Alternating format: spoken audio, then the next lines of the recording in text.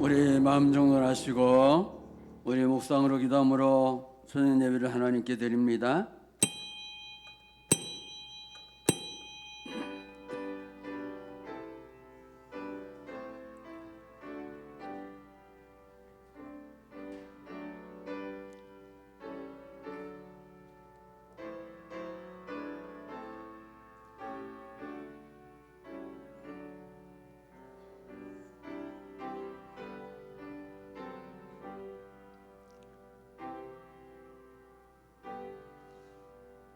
하나님 아버지, 은혜를 감사드립니다.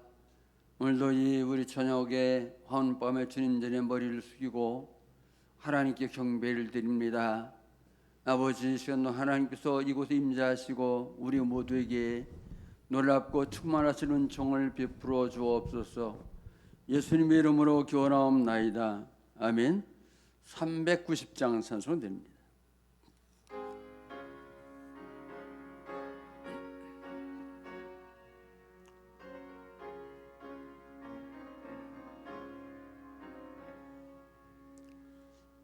예수가 거느리시니 즐겁고 평안하구나. 주의 자고 깨는 것 예수가 거느리시네. 주 날 항상 돌보시고 날 친히 거느리시네. 주 날 항상 돌보시고 날 친히 거느리시네. 때때로 괴로움 당하면 때때로 기쁨 누리네. 음파 중에 지키시고 평안할 때 노하시네. 주 날 항상 돌보시고 날 친히 거느리시네. 주 날 항상 돌보시고 날 친히 거느리시네. 내 주의 손을 붙잡고 천국에 올라가겠네. 괴로우나 즐거우나 예수가 거느리시네. 주 날 항상 돌보시고 날 친히 거느리시네. 주 날 항상 돌보시고 날 친히 거느리시네. 이 세상 이별할 때에 마귀의 권세 이기네. 천국에 가는 그 길도 예수가 거느리시네. 주 날 항상 돌보시고 날 친히 거느리시네. 주 날 항상 돌보시고 날 친히 거느리시네.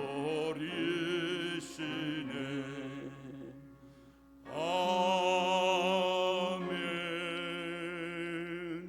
우리 안규준 집사 기도하겠습니다.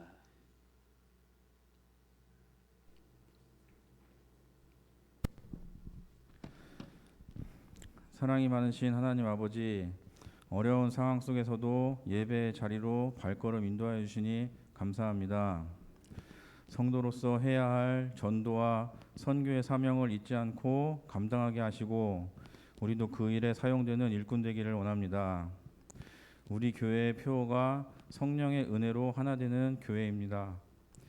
예배를 더 사모하고 은혜 받는 시간 되게 도와주시고 교회 안에서 무엇을 하든지 성도들이 하나가 되는 아름다운 주님의 교회가 되게 도와주시옵소서. 말씀 전하시는 목사님에게도 지혜와 능력 허락하여 주실 줄 믿습니다. 감사드리며 예수님의 이름으로 기도드립니다. 아멘.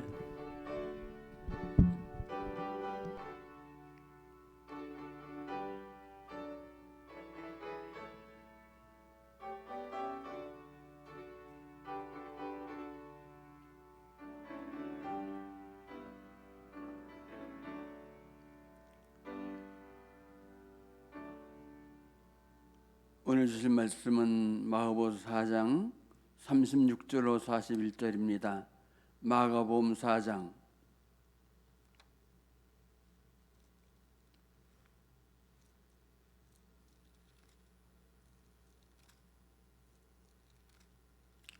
(4장) 36절부터 41절까지 우리 서로 교도합니다.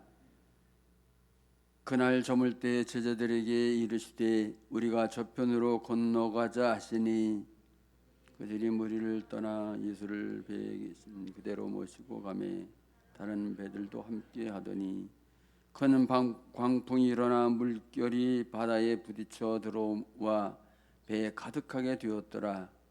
예수께서는 고물에서 베개를 펴고 주무시더니 제자들이 깨우며 이르되 선생님이여 우리가 죽게 된 것을 돌보지 아니하시나이까 하니 예수께서 깨어 바람을 꾸짖으시며 바다더러 이르시되 잠잠하라 고요하라 하시니 바람이 그치고 아주 잔잔하여 지더라.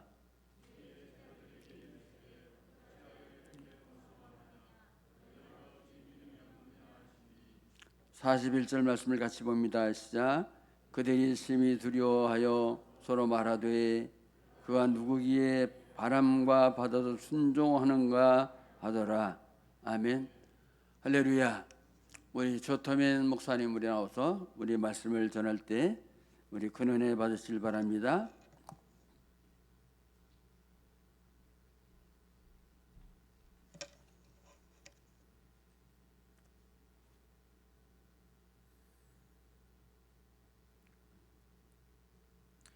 다 같이 기도하겠습니다. 은혜와 사랑이 많으신 하나님 아버지 감사합니다. 아버지 하나님의 한량없는 은혜로 성전에 모여 아버지 하나님께 예배하게 하심을 감사합니다. 이 시간 아버지 하나님이 찾으시는 예배자가 우리 남부제일교회 모든 성도님들이 되게 하여 주시옵시고 아버지 하나님이 기뻐하는 예배를 올릴 수 있게 하여 주시옵소서.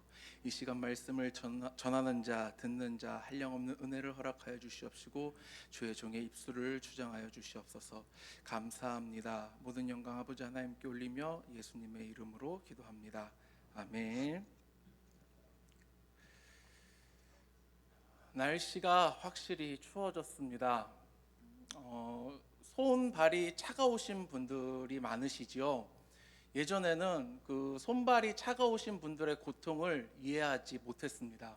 왜냐하면 저는 손이 참 따뜻한 남자거든요.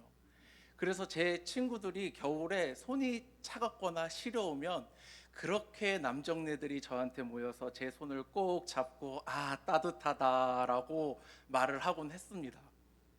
근데 이게 살이 빠지니까 손이 차가워지기 시작하고 발이 차가워지기 시작하더라고요. 아, 이래서 손이 차갑고 발이 차가우신 분들이 겪는 어려움이, 겪는 고통이 이런 느낌이구나 라고 절실하게 깨닫고 있습니다. 손이 차가워졌더니 습관이 생겼습니다. 자꾸 손을 비빕니다. 왜요? 따뜻하게 하려고. 마찰을 이용해서 혈액순환을 돌게 하려고 자꾸 저도 모르게 설교할 때 손을 이렇게 비비고 있더라고요. 이 모습이 좋아 보이지 않아도 이해해 주시기 바랍니다. 많은 사람들에게 당신의 인생 그래프를 그려보세요 라고 말을 하면 사람들은 공통적으로 이 인생 그래프를 위로 혹은 아래로 시작했다가 다시 위로 올리거나 내리거나 위로 올리거나 내리거나 곡선을 그립니다. 그 인생의 그래프가 처음 시작부터 끝까지 위로만 향하는 사람은 없습니다. 그렇다고 그 인생의 그래프가 끝까지 처음부터 끝까지 밑으로만 향하는 사람도 없습니다. 그렇다고 그 인생의 그래프가 처음부터 끝까지 일직선을 유지하는 사람 또한 없습니다. 모든 사람의 인생의 그래프는 올라가는 시점이 있으면 내려가는 시점이 있고 내려온 시점이 있으면 다시 올라가는 시점이 있다라는 것입니다. 그렇기 때문에 많은 사람들은 우리네 인생을 바다에 비유를 합니다. 한치 앞도 알 수 없는 우리의 삶이 마치 바다와 같이 그 한치 앞을 내다볼 수 없는 바다와 같이 그 아무것도 할 수 없는 변화를 알 수 없는 바다와 같기 때문일 것입니다. 이 바다를 바라보고 있으면 잔잔한 바다를 바라보고 있으면 참 멋진 풍경입니다. 그 풍경을 보면 하나님의 놀라우심과 하나님의 그 자비와 손길을 절로 찬양하게 됩니다. 그 멋진 자연 광경을 통해서요.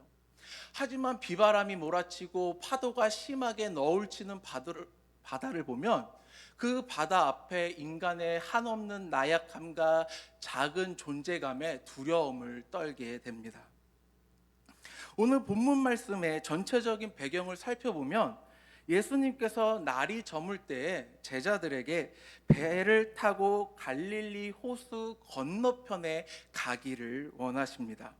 그래서 제자들은 예수님과 함께 배를 타고 갈릴리 저편으로 향하고 있는 와중에 풍랑을 만납니다. 바람이 거세게 불고 풍랑이 치기 시작하니 그 파도가 심히 너울대고 그 물이 배에 가득 차기 시작합니다. 얼마나 위급한 상황이었는지 제자들은 두려워하고 무서워했습니다.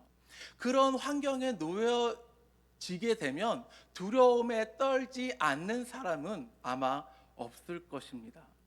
배를 타보신 적이 있으십니까? 배를 타신 적이 있으십니까?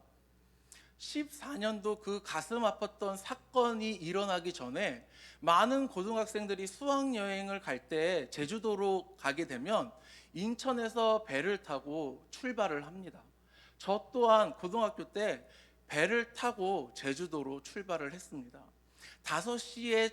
오후 5시에 출발하는 그 배는 다음 날 아침 8시가 넘어야 제주도에 도착하는 그런 스케줄이었습니다. 많은 학생들이 처음 가는 그 제주도에 그리고 처음 타보는 그 큰 배에 신나하면서 신나게 놀고 먹고 마시고 그런 즐거운 시간을 보냈습니다.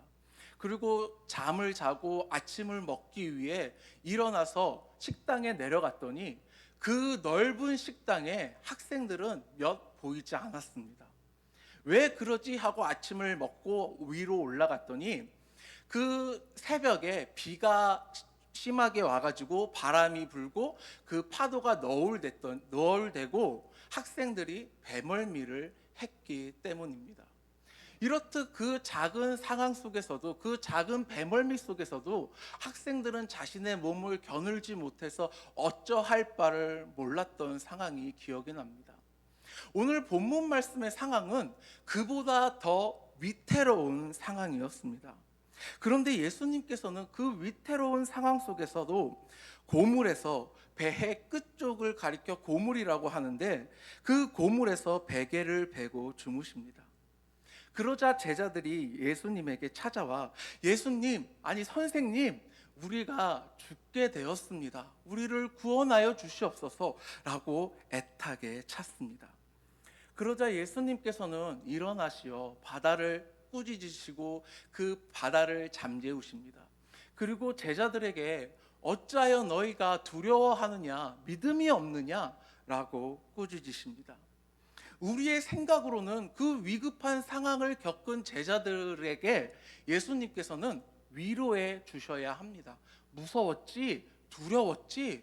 얼마나 무서웠니? 라고 위로의 말씀을, 따뜻한 위로의 말씀을 하셔야 함에도 불구하고 예수님께서는 제자들을 꾸짖으셨다라는 것입니다. 왜 예수님께서는 제자들에게 위로의 말을, 따뜻한 말을 전하는 것이 아닌 꾸짖으셨을까요? 오늘 우리는 본문 말씀을 통해 예수님께서 제자들을 꾸짖으신 이유에 대해 알아보려 합니다. 첫 번째, 예수님이 제자들을 꾸짖으신 이유는 제자들이 믿음 없이 예수님을 따라갔기에 꾸짖으셨습니다. 오늘 본문 말씀의 사건은 마태복음과 마가복음, 누가복음에 기록되어 있습니다. 마태복음과 마가복음에는 기록되어 있지 않지만 오늘 본문 말씀에는 예수님과 제자들이 배에 탄 시간을 대략적으로 설명하고 있는 구절이 나옵니다. 다 같이 35절을 읽겠습니다. 본문 말씀 35절입니다. 그날 저물 때에 제자들에게 이르시되 우리가 저편으로 건너가자 하시니, 그날 저물 때에 예수님께서는 저편으로 건너가시길 원하셨습니다. 여기서 우리가 기억해야 하는 것은 제자들이 배를 탄 시간이 해가 저물 때라는 것입니다. 갈릴리 호수를 끼고 살아가고 있는 사람들은 해가 진 시간에 갈릴리 호수에 배를 띄우지 않습니다. 그 이유는 갈릴리 호수의 날씨가 변덕이 심하고 예측이 어려운데, 이 같은 변덕은 낮에 일어나는 것이 아니라 해가 저문 시간에 일어나기 때문입니다. 예수님께서 제자로 부르기 전 갈릴리 호수에서 어부로 종사했던 인물들이 있습니다. 베드로, 야고보, 요한, 안드레, 이 네 명은 예수님이 제자로 부르시기 전에 갈릴리 호수에서 어부로 종사했던 사람들입니다.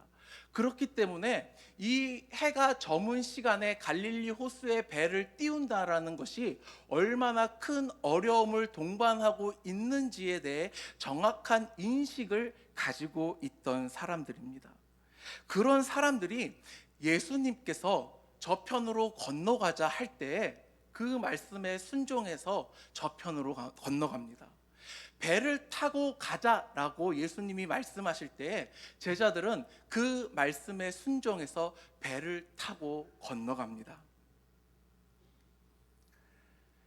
예수님이 가자고 하니 순종한 제자들, 예수님이 배에 타자고 하니 그 말씀에 순종한 제자들의 모습은 너무나도 아름다운 모습임이 분명합니다. 그런 제자들이 왜 풍랑을 만났을 때 풍랑 속에서 예수님에게 자신들이 죽겠다라는 고백을 했을까요?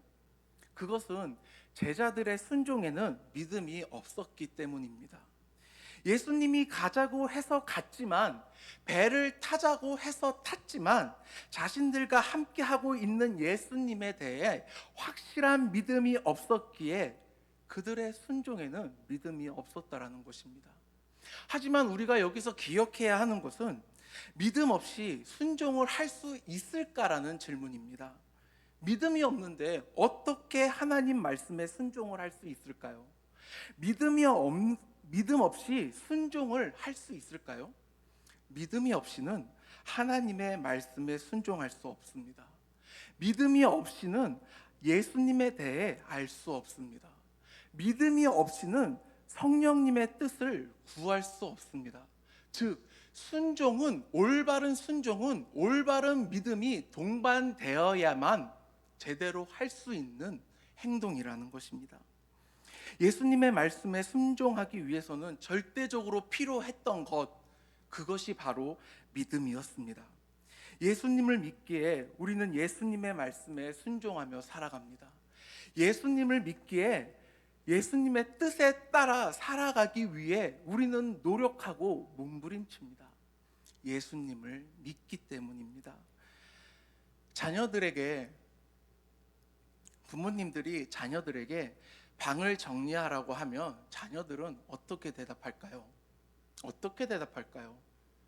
엄마, 나 지금 몸이 피곤하니까 엄마가 정리해 주세요, 엄마가 치워 주세요 라고 대답하나요? 그렇게 대답하는 자녀들은 없습니다. 뭐라고 대답하죠? 네, 알겠습니다라고 아주 밝고 긍정적이고 힘차게 대답을 합니다. 핸드폰을 하고 있는 자녀에게, 게임을 하고 있는 자녀에게, 놀고 있는 자녀에게 이제 그만 공부해야지, 숙제해야지라고 부모님들이 이야기를 하면 자녀들은 하나같이 네, 이것만 하고 공부할게요, 이것만 보고 숙제할게요 라고 자신감 있게 대답을 합니다. 그리고 부모님은 그 사랑하는 자녀를 믿기에 아, 내 자녀가 공부하고 있겠지? 지금쯤이면 방을 다 정리했겠지? 하고 그 방을 찾아갑니다. 그 후의 모습이 그려지십니까? 우리 사랑하는 청년부 형제 자매님들 어떠셨습니까? 대답을 힘차게 하시고 그것을 그 행실로 옮기셨습니까? 대다수의 자녀들이 100명 중에 99명의 자녀들은 네, 할게요, 이것만 하고요 라고 힘차게 대답을 하지만 그것을 그대로 행동으로 실행하진 않습니다.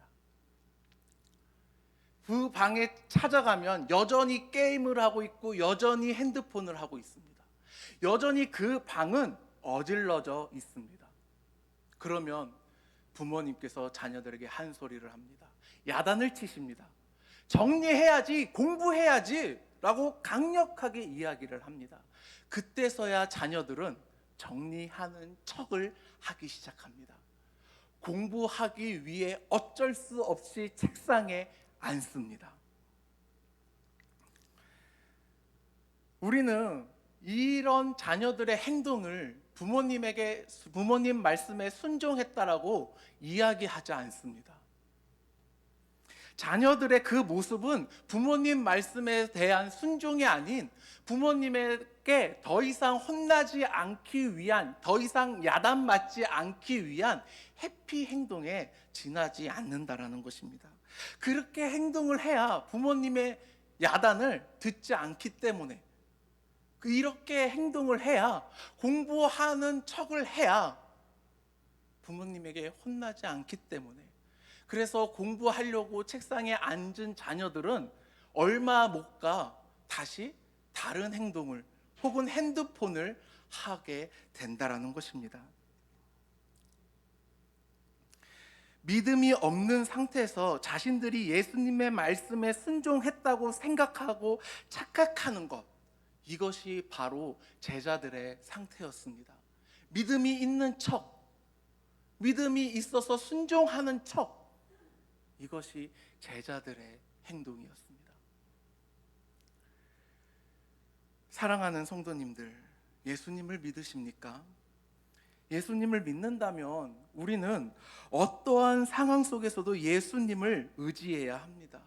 우리의 삶이 많은 고난의 연속이지만 예수님을 믿는 믿음의 백성들에게는 그 고난의 연속이 다른 세상 사람들보다 더 많이 찾아온다라는 것입니다. 왜 그렇습니까? 분명히 교회에서는 목사님께서는 예수님을 믿으면, 순종하면 복 받는다라고 이야기를 하지만 실질적으로 우리에게 찾아오는 것은 복보다는 더욱더 많은 고난입니다. 그것은 우리가 올바르게 신앙생활을 하고 있기 때문입니다. 우리가 예수님을 사랑하기 때문에, 예수님에 대한 그 사랑을 고백하기 때문에, 예수님이 기뻐하는 행동을 하기 때문에 사단은 어떻게 해서든 우리의 그런 행동을 하지 못하게 하기 위해 우리에게 끊임없이 고난을, 시험을, 고통을 주기 위해 우리의 인생이 더욱더 힘들어지고 피곤해지고 어려워지는 것입니다.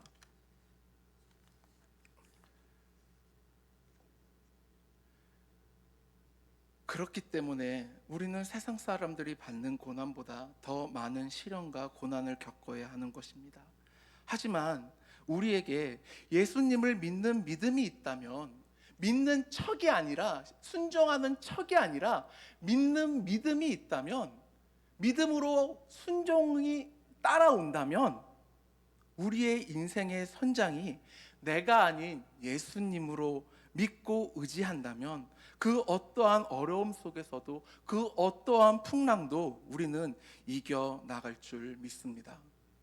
예수님을 믿고 믿음으로 순종하고 믿음으로 승리하는 사랑하는 우리 남부제일교회 성도님들이 되시길 소원합니다. 두 번째, 예수님과 함께 있음에도 두려워했기에 예수님께서는 제자들을 꾸짖으셨습니다. 우리 본문 말씀 37절을 다 같이 읽겠습니다. 37절입니다. 큰 강풍이 일어나며 물결이 배에 부딪혀 들어와 배에 가득하게 되었더라.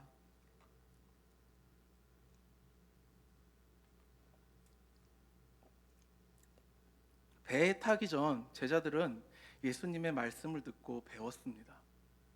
예수님의 그 많은 이적들을 가장 가까이에서 목격한 것이 제자들이었습니다. 그런 제자들은 갈릴리 호수가 해가 저문 시간에 그 위험함을 알면서도 예수님을 따라 배에 탑니다. 그런 제자들이 강풍이 일어나며 물결이 부딪혀 배에 들어와 배에 가득하게 되었을 때 두려워하기 시작합니다. 사랑하는 성도님들, 아까도 말씀드렸다시피 그 배에는 뱃사공이 갈릴리 호수를 잘 알고 있는 뱃사람이 적어도 4명은 타고 있었습니다. 이들은 예수님을 만나기 전 한평생을 갈릴리 호수에서 어부로 살아왔던 자들입니다. 그 분야에서는 전문가라고 말할 수 있을 정도의 지식과 경험과 노하우가 충분히 축적되고 가지고 있던 사람들이었습니다. 그렇다면 그들이 과연 그 풍랑이 오기 전에 전조 형상을 몰랐을까요? 그리고 그들에게 그 풍랑이 맞닥뜨려졌을 때 그 풍랑 속에서 어떻게 행동해야 되는지 행동 방침이, 문제의 해결책들이 하나도 없었을까요? 아마 비장의 무기쯤은 하나쯤은 자신만의 노하우쯤은 가지고 있었을 것입니다. 그렇기 때문에 예수님께서 그 해가 저물 때 갈릴리 호수를 지나가시는 것을 따라갔을 것입니다. 왜냐? 이 구역은 이런 표현을 쓰면 안 되겠죠. 이 나와바리는 내 구역이기 때문에, 이곳은 내가 꽉 잡고 있기 때문에 자신감이 있었을 것입니다. 대처할 자신이 있었을 것입니다. 하지만 막상 강풍이 불고 파도가 넘실대는 그 상황 속에서 자신의 뜻대로 되지 않았기 때문에 자신들의 노하우와 방법이 통하지 않자 제자들은 두려워하기 시작합니다. 사람은 아주 작은 일에도 당황을 합니다. 자신이 계획했던 일이 잘 되지 않게 됐을 때에도 사람은 당황하게 됩니다. 사람이 당황하게 되면 이 사고가, 생각이 마비되게 됩니다. 생각이 마비되게 되면 사람의 행동이 굳어버리게 됩니다. 드라마를 보면 드라마 속에서 사람이 죽을 때 가장 많이 등장하는 장면이 무슨 장면인지 아십니까? 바로 교통사고 장면입니다. 사람이 그 길을 지나갈 때, 횡단보도를 건너갈 때 갑자기 어디선가 자동차가 등장하더니 쌍라이트를 반짝반짝 켜기 시작하고 크랙션을 빵빵 울리기 시작합니다. 그러면 그 길을 지나가고 있는 사람은 눈이 부시니까 손을 눈에 가리고 하다가 사고가 나고 더 이상 그 드라마에 등장하지 않습니다. 어렸을 때 그런 장면들을 보면, 아니 저걸 왜 못 피하지? 그냥 재빠르게 샥 몸을 틀면 피할 수 있을 것 같은데? 라는 생각을 했습니다. 근데요, 우리의 몸은 생각보다 우리의 통제를 잘 따르지 않습니다. 몇 년 전 제가 공부를 하다가 피곤하니까 하품이 나왔습니다. 입을 크게 벌리고 하품을 하고 있는데 나방 한 마리가 제 앞을 지나가고 있었습니다. 아, 나방이구나 라고 생각하고 하품을 마저 하고 있는데 이 나방이 점점 저에게 가까이 다가오더니 제 입으로 쏙 들어가서 제 혀끝 안쪽에 사뿐이 안착했습니다. 자, 그러면 이 상황에서 올바른 행동은 어떤 행동일까요? 재빠르게 침을 모아서 뱉거나 손을 집어넣어서 나방을 빼야 합니다. 근데 그게 제 뜻대로 되지 않더라고요. 혀에 단백질이 음식물이라고 칭할 수는 없지만 이물질이 사뿐히 내려앉은 순간 입안에 침이 고이게 되고 그 침을 저도 모르게 삼키게 되었습니다. 엄청난 자괴감에 들었습니다. 내가 아무리 먹는 걸 좋아한다고 하지만 내가 이제 하다 이런 것까지 먹어야 되나? 라는 그 자괴감에 한동안 얼굴을 들 수 없었습니다. 이 이야기를 부모님께 했습니다. 아버지께서 그럴 때는 재빠르게 손으로 입을 막아야지 하면서 웃으셨습니다. 손이 있었지. 손이 있었구나. 그리고 며칠 뒤 화장실을 가기 위해 방문을 열고 열과 동시에 기지개를 켜고 기지개만 켰어야 되는데 다시 하품이 나와서 하품을 크게 했습니다. 그때 어디선가 어김없이 나방 한 마리가 다시 제 눈앞에 나타나기 시작했습니다. 그리고 그 나방은 여지없이 제 입에 들어갔고 제 어금니에 사뿐히 안착하기 시작했습니다. 안착했습니다. 자, 나방이 입에 들어오기 전에 제 생각은, 제 두뇌는 빠르게 손으로 입을 막아야 되겠다라고 강력하게 손아 입을 막어 라고 강력하게 요청을 했지만 기지개를 피고 있던 손은 위에서 내려올 생각을 전혀 하지 못했습니다. 그래서 무방비하게 그 나방이 입에 들어왔고 제 어금니에 안착을 했습니다. 여기서 질문을 하겠습니다. 하품이 끝나면 이빨이 어떻게 되시는지 아십니까? 윗니와 아랫니는 견우와 직녀의 그 애타는 마음처럼 맞물리기 시작합니다.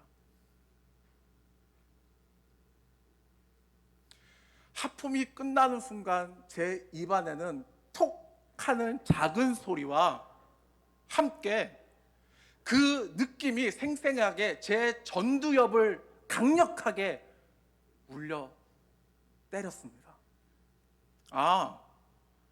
나방을 씹으면 이런 소리가 나는구나.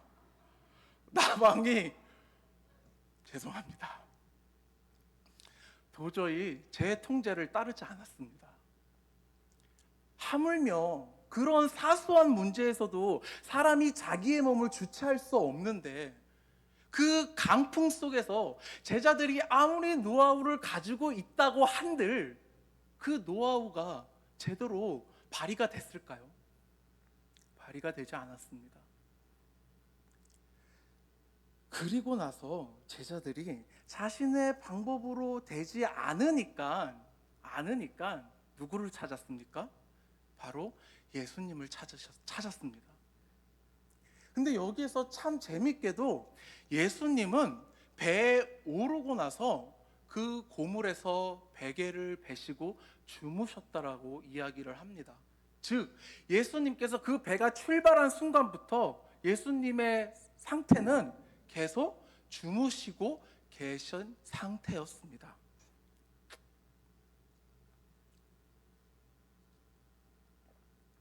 물론 제자된 입장에서 예수님을 사랑하기에 우리 스승님께서, 우리 선생님께서 얼마나 피곤하셨으면 저 고물에서 주무시고 계셨을까라고 생각을 할 수 있습니다. 하지만 우리가 기억해야 될 것이 있습니다. 그것은 예수님께서 제자들과 늘 함께 있을 때, 많은 무리가 아닌 제자들과만 있을 때는 늘 제자들에게 말씀을 가르치셨습니다. 늘 말씀을 해석해 주셨습니다.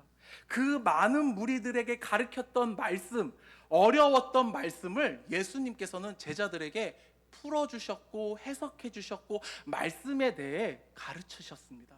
그렇다면 그 제자들이 예수님과 탄 배에서 해야 할 행동은 예수님에게 말씀을 청해서 말씀을 배우는 행동이어야 했습니다. 예수님이 피곤해서 잠을 청하시는 그 모습을 보더라도 말씀에 갈급함이 있었다면 예수님, 그 말씀이 어떤 말씀이었습니까? 그 배를 타기 전에 겨자씨에 대해서 이야기를 하셨는데 그 말씀 다시 한번 설명해 주십시오 라고 그 말씀의 간절함을 표현했어야 했습니다. 그래서 그 배 안에서 아무런 방해도 없이 제자들은 예수님에게 말씀을 배우고 듣고 그런 현장이 이루어졌어야만 했습니다. 하지만 예수님은 어땠습니까? 주무셨습니다. 즉 제자들은 예수님이 배에 타셔서 그 주무실 때 그 모든 것들을 방치했다라는 것입니다. 사랑하는 성도님들, 우리의 신앙 상태는 어떻습니까? 우리는 예수님을 믿는다라고 하지만 과연 예수님께서는 우리의 마음의 중심의 주인으로 계십니까? 아니면 예수님 피곤하시지요? 저 구석에서 저 고물에서 좀 편히 쉬시길 바랍니다. 예수님 눈에 다크서클이 그 피곤함이 가득하니 제 마음이 너무너무 불편해요 라고 오히려 예수님을 위로하는 척 하고 있지는 않은지요.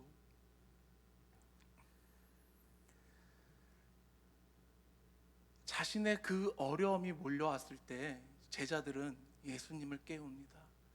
그리고 뭐라고 이야기를 합니까? 38절을 다 같이 읽겠습니다. 예수님께서 고물에서 베개를 베고 주무시더니 제자들을 깨우며 이르되 선생님이여 우리가 죽게 된 것을 돌보지 아니하시나이까. 선생님, 왜 우리가 죽게 된 것을 돌보지 않습니까? 라면서 예수님을 깨우기 시작합니다.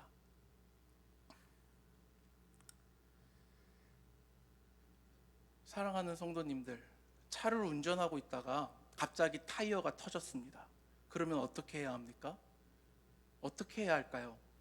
재빠르게 그 차를 갓길에 세우고 긴급 서비스를 불러야 합니다. 긴급 서비스를 불러야 그 문제를 해결받을 수 있습니다. 제자들이 마치 예수님께서 이 문제를 해결해 주실 것 같은 믿음을 가지고 있고 그 믿음으로 예수님을 깨운 것 같지만 실질적으로는 그 자신의 문제가 돌발했을 때 예수님을 찾았다라는 것입니다. 사랑하는 성도님들, 우리가 기도하고 말씀을 읽고 찬양을 부르고 성도의 교제를 하는 이 모든 것들을 우리는 뭐라고 부릅니까? 뭐라고 부를까요?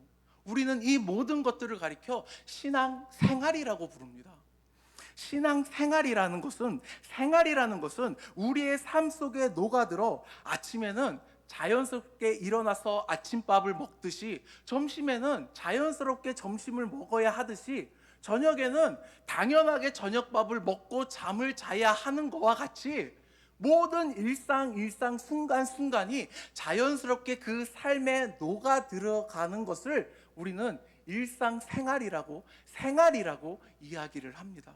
즉 신앙 생활이라는 것은 우리가 어느 특정한 순간에 기도해야지, 찬양해야지, 말씀을 들어야지, 읽어야지 라고 정하고 하는 것이 아니라 우리의 삶 속에 찬양이, 기도가, 말씀이 녹아들어야 한다라는 것입니다. 사랑하는 성도님들, 우리가 어려운 순간에만 예수님을 찾는다면 예수님 지금 우리가 이런 어려움을 겪고 있습니다, 도와주시옵소서 라고 찾는다면 그것은 신앙생활이 아닙니다. 그것은 신앙 서비스입니다. 신앙 이벤트입니다. 남녀가 사랑을 할 때 처음 만날 때 어떻게 옷을 입어야 될지, 머리를 단정하게 해야 할지 고민하고 걱정하고 신경을 많이 씁니다. 특별한 날 이벤트를 해야 할 때 어떻게 이벤트를 해야 할지 구상을 합니다. 이 선물을 사면 좋아할까? 저것을 먹으러 가면 좋아할까? 저것을 가면 기뻐할까? 걱정하고 고민합니다. 그리고 그 사랑하는 사람에게 깜짝 서프라이즈 이벤트를 합니다. 근데요, 사랑은요, 이벤트를 해서 사랑이 아닌 함께 있어도 아무것도 안 하고 있어도 편하고 기쁘고 즐겁고 좋기 아닙니까? 아닌가요? 그러기 때문에 사랑이라고 이야기를 합니다. 사랑하는 성도님들, 우리는 어려운 순간에만 예수님을 찾는 신앙 이벤트가 아닌 매 순간순간마다 우리의 삶 속에서 예수님을 찾는 신앙 생활을 해야 합니다. 우리의 예수님을 저 마음 구석 보물 그곳으로 몰아놓고 예수님 피곤하지요? 여기에서 쉬고 계십시오라 그것이 아니라 예수님 우리와 함께 하여 주시옵소서. 우리의 인생의 그 배의 키를 잡아 주시어 우리와 함께 하여 주시옵소서 라고 고백을 해야 합니다. 그 믿음의 고백을 하는 사랑하는 남부제일교회 성도님들이 되시길 소원합니다. 세 번째, 예수님께서는 제자들에게 믿음을 주시기 위해 꾸짖으셨습니다. 오늘 본문 말씀 39절과 40절을 다 같이 읽겠습니다. 예수께서 깨어 바람을 꾸짖으시며 바다도로 이르시되 잠잠하라 고요하라 하시니 바람이 그치고 아주 잔잔하여지더라. 이에 제자들에게 이르시되 어찌하여 이렇게 무서워하느냐 너희가 어찌 믿음이 없느냐 하시니. 오늘 본문 말씀을 보니 예수님께서는 두 대상에게 꾸짖으셨습니다. 그 첫 번째 대상은 자연을 꾸짖으셨습니다. 예수님께서 그 바람을 꾸짖으시니 그 바람이 잠잠해지기 시작합니다. 그 대자연이, 그 너무나도 강활한 그 자연이 예수님의 말씀에 순종하기 시작합니다. 이게 무슨 말입니까? 예수님이 하나님이시기 때문에. 자연을 만드신 분이 누구십니까? 바로 하나님입니다. 그렇기에 이 세상을 창조하시고 이 세상의 주인 되신 그 하나님의 말씀에 자연은 피조물로서 당연히 순종해야 되고 경배해야 되는 것이 옳습니다. 즉 예수님께 자연의 순종은 당연한 것이고 옳은 것입니다. 제자들은 그 모습을 통해 아, 예수님께서는 하나님이시구나 라는 사실을 알게 됩니다. 주인이시기 때문에 예수님은 자연을 꾸짖으실 수 있으신 것입니다.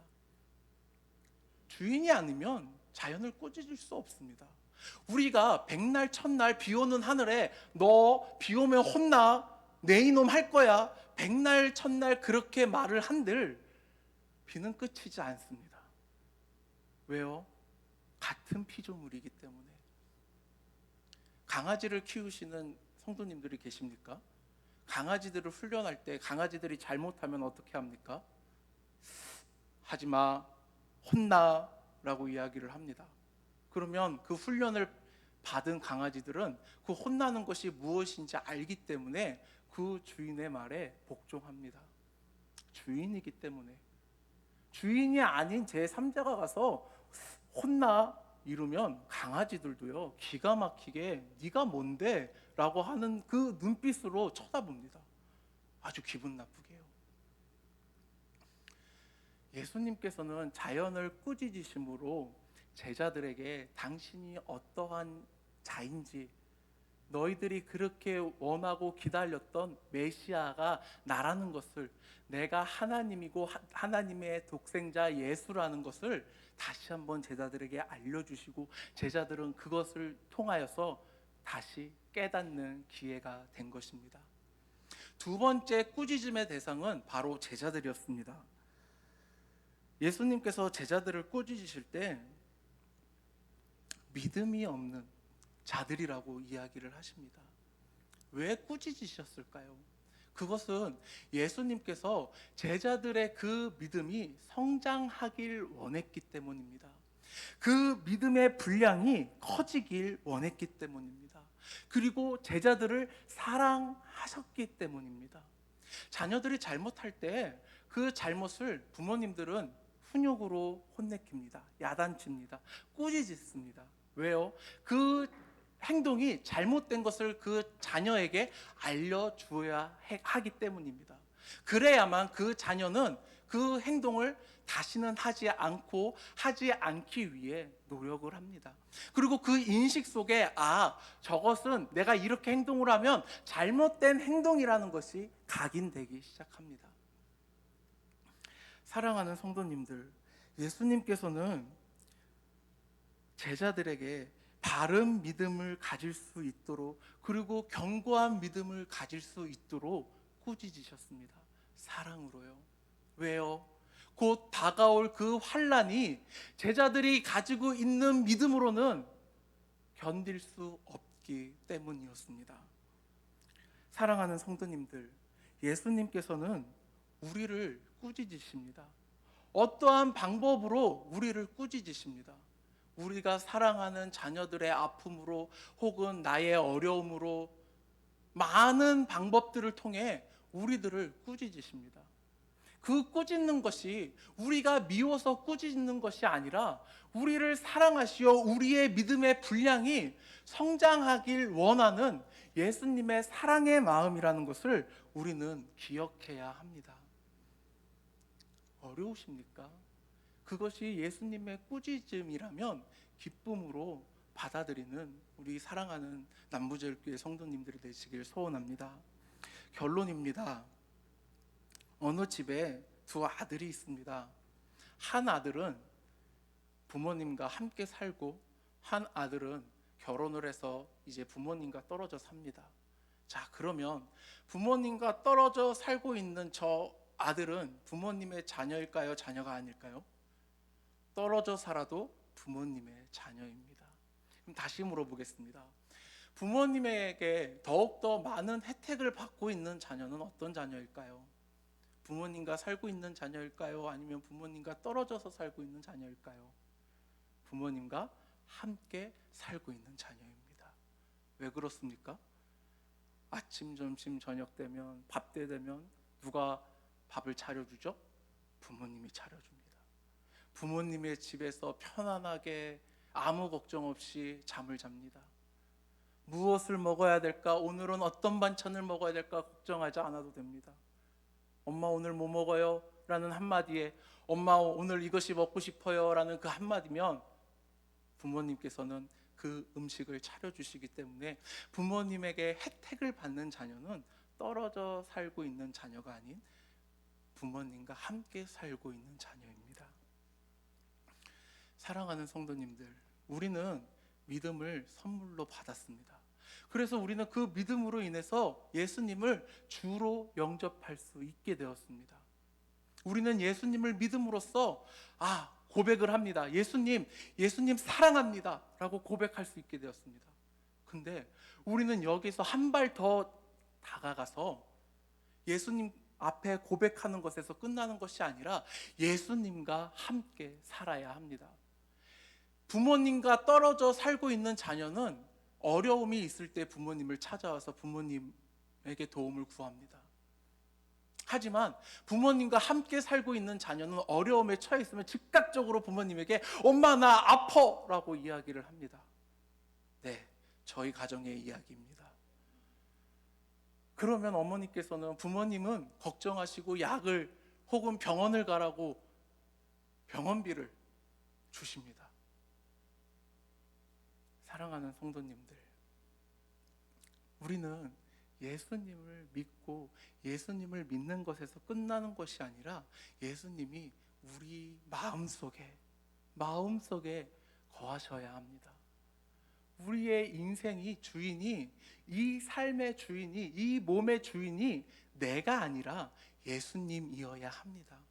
예수님과 동행할 때, 예수님이 우리와 함께 할 때 세상의 그 어떤 풍랑과 어려움, 모든 것들을 우리는 이겨나갈 줄 믿습니다.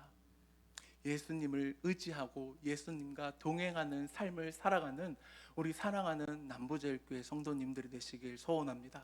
기도하겠습니다. 은혜와 사랑이 많으신 하나님 아버지 감사합니다. 아버지 하나님, 우리가 예수님을 믿는다라고 이야기를 하지만 얼마나 예수님을 의지하고 우리의 삶의 주인으로서 예수님을 의지하고 나아가는지요. 우리가 더 이상 믿음 있는 척이 아닌 믿음 가지게 하여 주시옵시고 그 믿음으로 순종하게 하여 주시옵소서.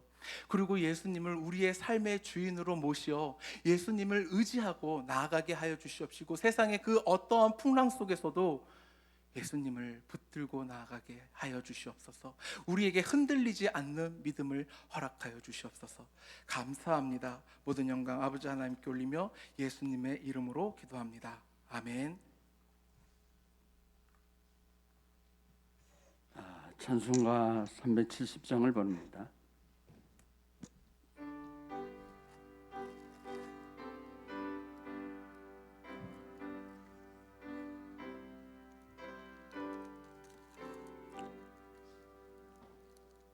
주 안에 넌 나에게 난 근심 있으랴 십자가 밑에 나가 내 짐을 풀었네 주님을 찬송하면서 할렐루야 할렐루야 내 앞길 멀고 험해도 나 주님만 따라가리 두려움이 변하여 내 기도 되었고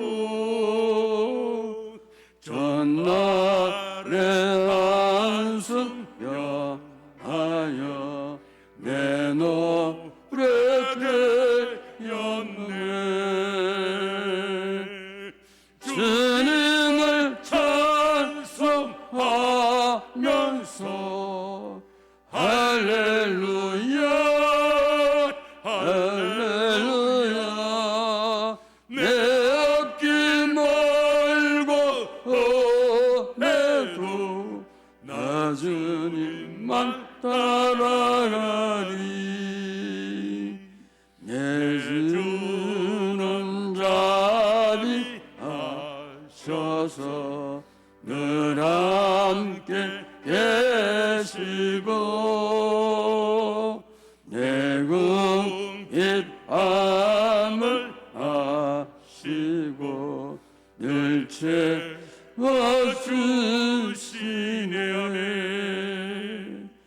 주님을 찬송하면서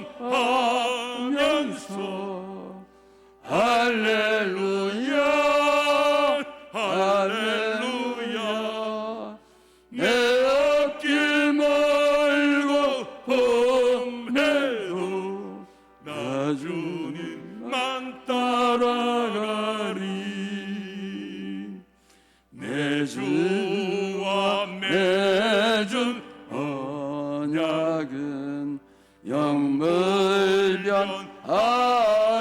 영물변하시니 은하라 가기까지는 늘 보호하시려네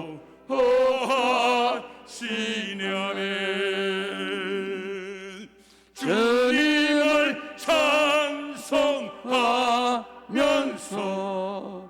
할렐루야 할렐루야 내 앞길 멀고 험해도 나 주님만 따라가리 할렐루야. 광고 말씀드립니다. 우리 금년에 가기 전에 한 사람씩 전도하는데 우리 특별히 가족 전도 우리 가족이 다 인격이 되도록 여러분 힘쓰시고 기도하실 바랍니다. 그리고 꼭 우리가 같이 예수 믿어야 돼요. 가족이 예수 안 믿으면 안 되잖아요. 이 땅의 삶은 잠깐입니다. 아주 잠깐이에요. 천국 가야 되잖아요. 우리 꼭 가족들 여러분 전도할 수 있길 바랍니다. 안 믿는 배우자 기도하시고 또 복음을 계속 전하세요. 교회 가자고 권하세요. 그리고 자녀들 꼭 예수 잘 믿기에 여러분 그렇게 힘쓰세요. 그것이 가장 귀한 보배예요. 다른 게 보배가 아니에요. 그리고 가족 전도 힘쓰시고 다음 주 12일 날 12월 12일 날 우리가 모든 기관장, 임원들, 우리 또 모든 재직들, 중직들 우리 다 같이 모여서 우리 합심해서 한번 기도합니다. 그래서 우리 그 금요기도에 우리 다 같이 나와서 합심해서 기도하시고, 그래서 우리 내년을 또 준비해야 되잖아요. 다 우리 참여하고 동참할 수 있길 바랍니다.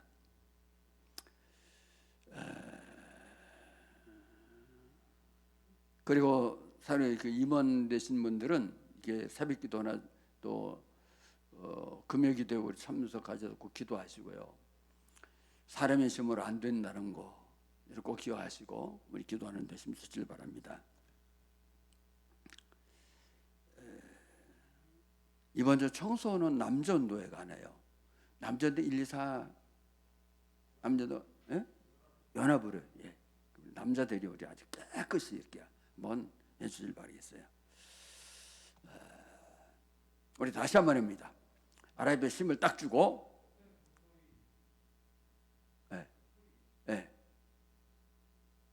다음 주부터 가나요? 아 그래요.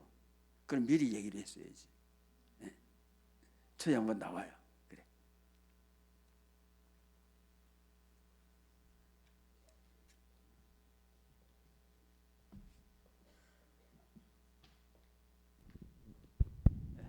기도하겠습니다. 우리 초이가 우리 교회에 있다가 다른 교회 그 유치부 사역자로 나가요. 근데 규모가 좀 큰 교회인데 다 2년 연주를 따라가더라고요. 여기 너하고 조태면 목사님 저기 동생의 아내 친구래요. 남은 결혼해가지고 가정을 이루었는데 저희도 이제 전사로 만나더라. 그래서 이게 가는데 아마 규모가 상당히 큰 교회 유치부 이렇게 맡아서 우리 담당하는 그 교육자로 갑니다. 기도하겠습니다. 하나님 아버지 은혜를 감사드립니다. 우리 초회를 사랑하셔서 하나님 일찍이 이렇게 불러주시고 이렇게 또 우리가 복음 사역을 위해서 쓰임받게 하시면 감사합니다. 이제 우리 청년부에서 같이 우리 일했지만 우리 사역자로 나갑니다. 주님 어디 가든 주님 함께해 주실 줄을 믿습니다. 그래서 가서 말씀 전하고 아이들을 사랑하고 저들의 영혼을 살리게 도와주셔서 앞으로 정말 하나님께 인정받고 좋은 사람에게 인정받고 목회자에게 인정받고 성도에게 인정받는 그런 사역자가 되게 축복해 주실 줄을 믿습니다. 확실한 복음에 서게 하시고 하나님 아버지 또 하나님께서 말씀을 전할 때마다 하나님께서 입술에 아버지 하나님이여 함께 해주셔서 참된 말씀 복된 말씀을 힘있게 전가하고 아버지 어린아이들을 아주 어려서부터 정말 예수의 사람으로 만들어가도록 축복해 주옵소서. 주님 말씀하십니다. 두려워하지 말아라. 놀라지 말아라. 난 네 하나님이 됨이니라. 참으로 내가 너를 도와주리라. 의로운 손으로 붙들어주라 말씀하셨사오니 주님 혼자 가는 것이 아니라 하나님 주님이 함께 가실 줄을 믿습니다. 또 우리 저희가 이제 나이가 이렇게 들었습니다. 좋은 배우자도 만나게 하시고 아름다운 가정도 이루게 하시고 앞으로 하나님의 영광을 위해서 가장 귀하게 쓰임받는 종일에게 축복해 주옵소서. 예수님의 이름으로 축복하고 기도합나이다. 아멘. 박수 한번 하겠어요.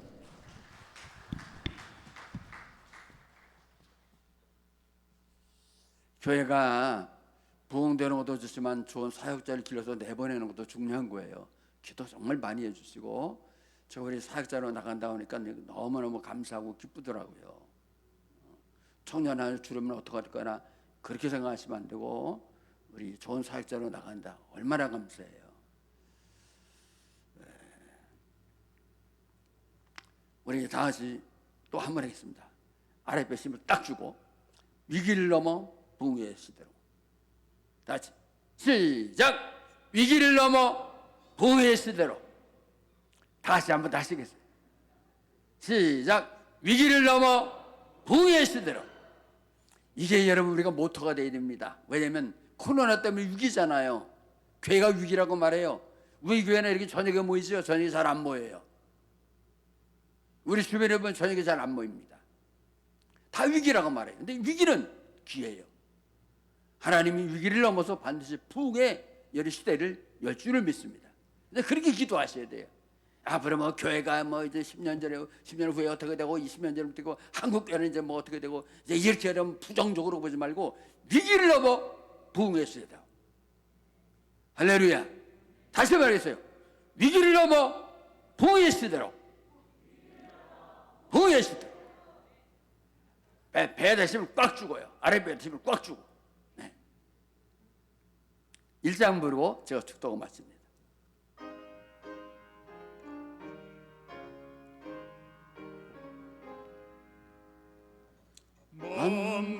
만복의 거론 하나님 온 백성 찬송 드리고 저천사연 찬송하세 찬송 성부 성자 성령 아멘. 기도하겠습니다. 지금은 우리 주 예수 그리스도의 은혜와 하나님 아버지의 그 크신 사랑하심과 성령 하나님의 감동, 교통, 충만 역사하심 우리 모든 믿음의 식구들 머리 위에와 저들의 가정과 하는 성합과 이 나라 민족과 전 세계 위에 이제로부터 영원토록 함께 있을지어다.